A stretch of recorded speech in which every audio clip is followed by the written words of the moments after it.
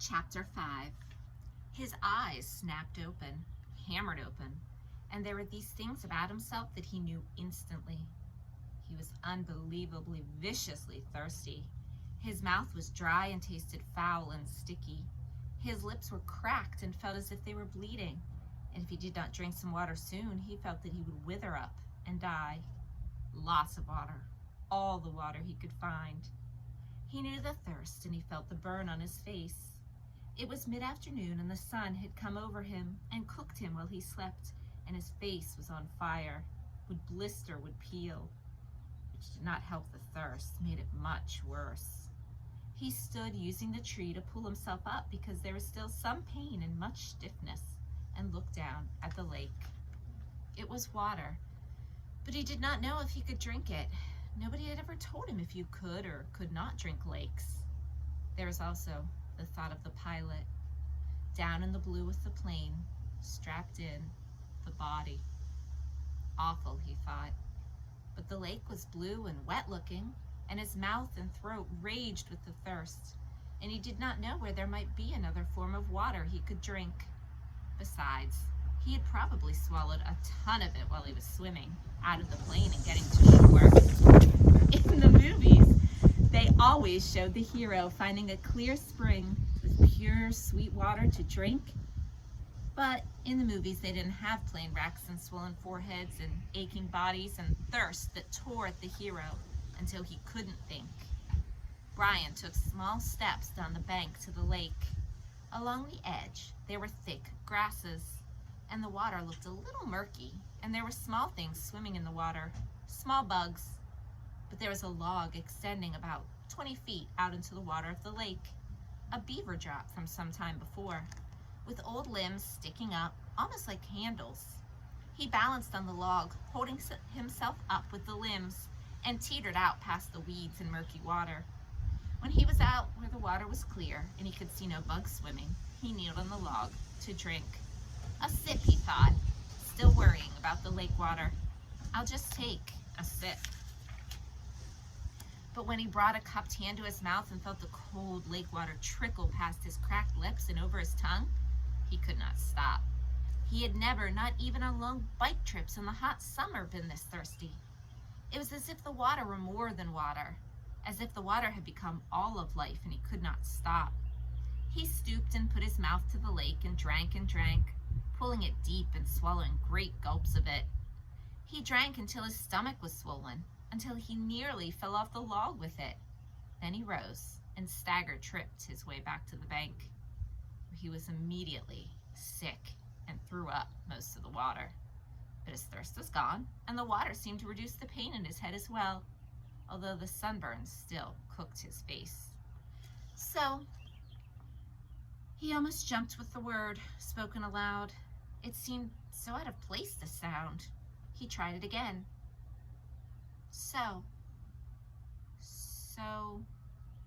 So here I am. And there it is, he thought. For the first time since the crash, his mind started to work. His brain triggered, and he began thinking, here I am. And where's that? Where am I? He pulled himself once more up the bank to the tall tree without branches, and sat again with his back against the rough bark. It was hot now, but the sun was high and to his rear, and he sat in the shade of the tree in relative comfort. There were things to sort out. Here I am, and that is nowhere. With his mind opened and thoughts happening, it all tried to come in with a rush, all of what had occurred, and he could not take it. The whole thing turned into a confused jumble that made no sense. So he fought it down and tried to take one thing at a time. He had been flying north to visit his father for a couple of months in the summer, and the pilot had had a heart attack and died. And the plane had crashed somewhere in the Canadian Northwoods, but he did not know how far they had flown in, or what direction, or where he was. Slow down, he thought. Slow down more. My name is Brian Robison, and I am 13 years old, and I am alone in the North Woods of Canada. All right, he thought. That's simple enough. I was flying to visit my father, and the plane crashed and sank in a lake. There, keep it that way. Short thoughts. I do not know where I am, which doesn't mean much. More to the point, they do not know where I am. They, meaning anybody who might be wanting to look for me. The searchers. They would look for him, look for the plane. His father and mother would be frantic. They would tear the world apart to find him. Brian had seen searches on the news, seen movies about lost planes. When a plane went down, they mounted extensive searches, and almost always they found the plane within a day or two.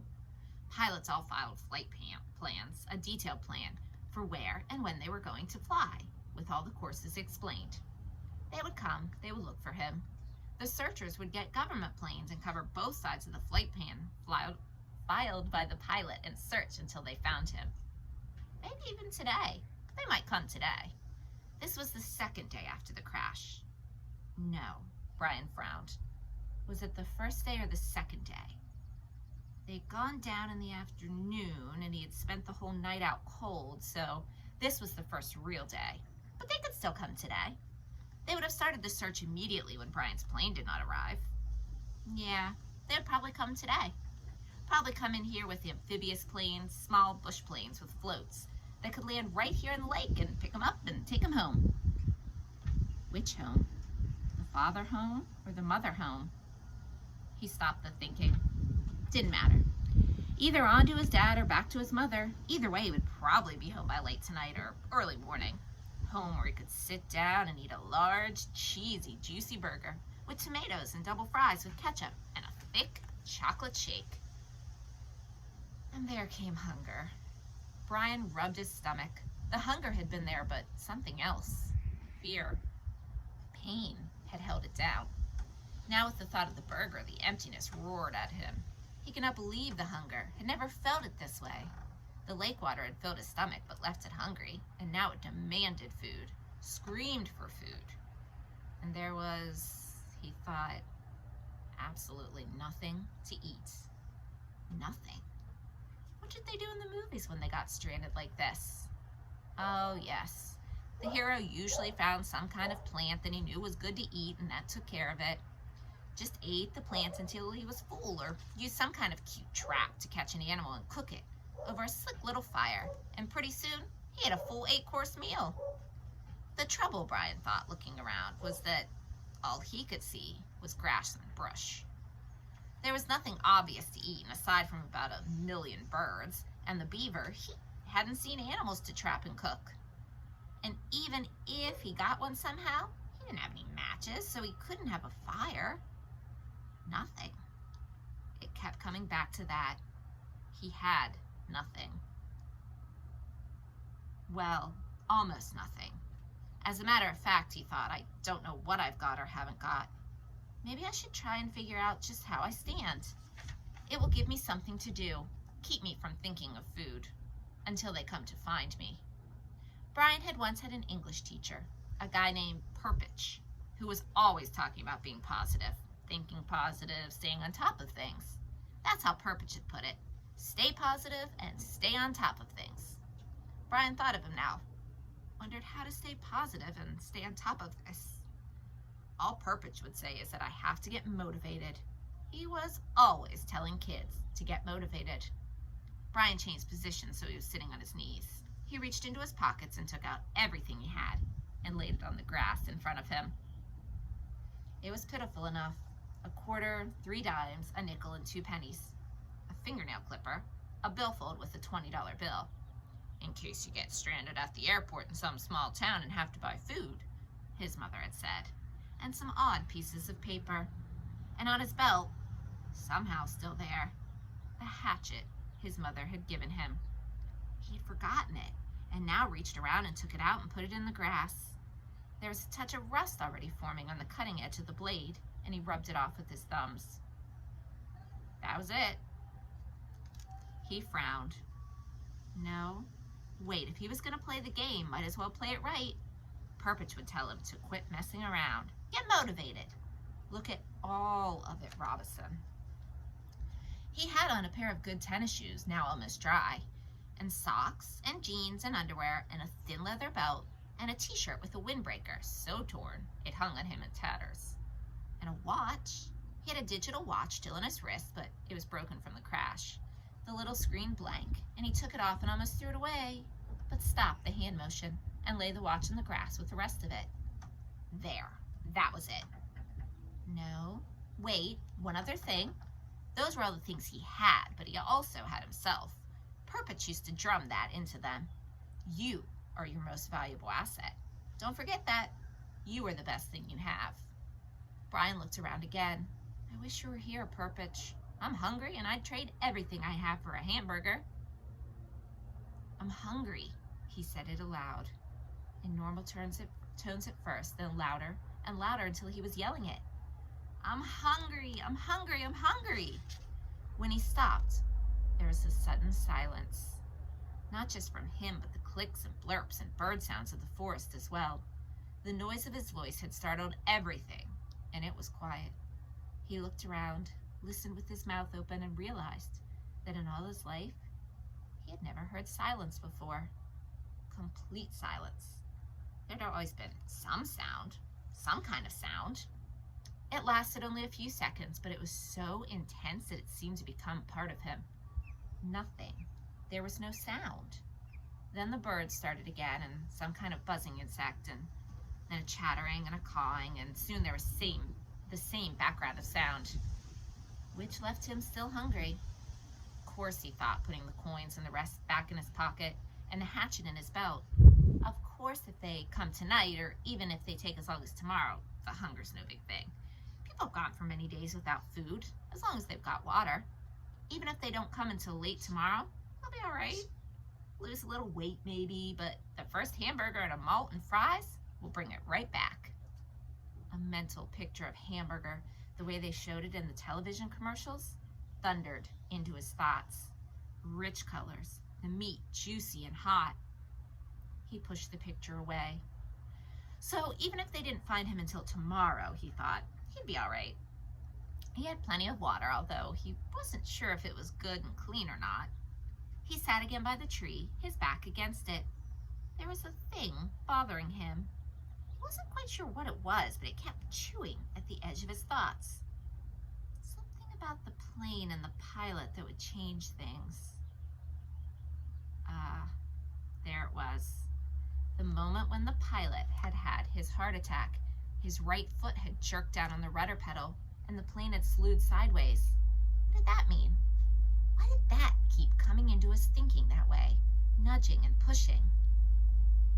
It means, a voice in his thoughts said, that they might not be coming for you tonight, or even tomorrow. When the pilot pushed the rudder pedal, the plane had jerked to the side and assumed a new course. Brian could not remember how much it had pulled around, but it wouldn't have had to be much, because after that, with the pilot dead, Brian had flown for hour after hour on the new course, well away from the flight plan the pilot had filed. Many hours at maybe 160 miles an hour, even if it was only a little off course. With that speed and time, Brian might now be sitting several hundred miles off to the side of the recorded flight plan. And they'd probably search most heavily at first along the flight plan course. They might go out to the side a little, but he could easily be 300-400 miles to the side. He could not know, could not think of how far he might have flown wrong, because he didn't know the original course and didn't know how much they had pulled sideways. Quite a bit. That's how he remembered it. Quite a jerk to the side. It pulled his head over sharply when the plane had swung around. They might not find him for 2 or 3 days. He felt his heartbeat increase as the fear started. The thought was there, but he fought it down for a time, pushed it away. Then it exploded out. They might not find him for a long time. And the next thought was there as well, that they might never find him. But that was panic, and he fought it down and tried to stay positive. They searched hard when a plane went down. They used many men and planes, and they would go to the side. They would know he was off the flight path. He had talked to the man on the radio. They would somehow know. It would be all right. They would soon find him. Maybe not tomorrow, but soon. Soon. They would find him soon. Gradually, like sloshing oil, his thoughts settled back and the panic was gone. Say they didn't come for 2 days. No. So they didn't come for 3 days. Even push that to 4 days. He could live with that. He would have to live with that. He didn't want to think of them taking longer, but say 4 days. He had to do something. He couldn't just sit at the bottom of this tree and stare down at the lake for 4 days. And nights. He was in deep woods and didn't have any matches, couldn't make a fire. There were large things in the woods. There were wolves, he thought, and bears, other things. In the dark, he would be in the open here, just sitting at the bottom of a tree. He looked around suddenly, felt the hair on the back of his neck go up. Things might be looking at him right now, waiting for him, waiting for dark so they could move in and take him. He fingered the hatchet at his belt. It was the only weapon he had, but it was something. He had to have some kind of shelter. No, make that more. He had to have some kind of shelter, and he had to have something to eat. He pulled himself to his feet and jerked the back of his shirt down before the mosquitoes could get at it. He had to do something to help himself. I have to get motivated, he thought, remembering Purpich. Right now, I'm all I've got. I have to do something.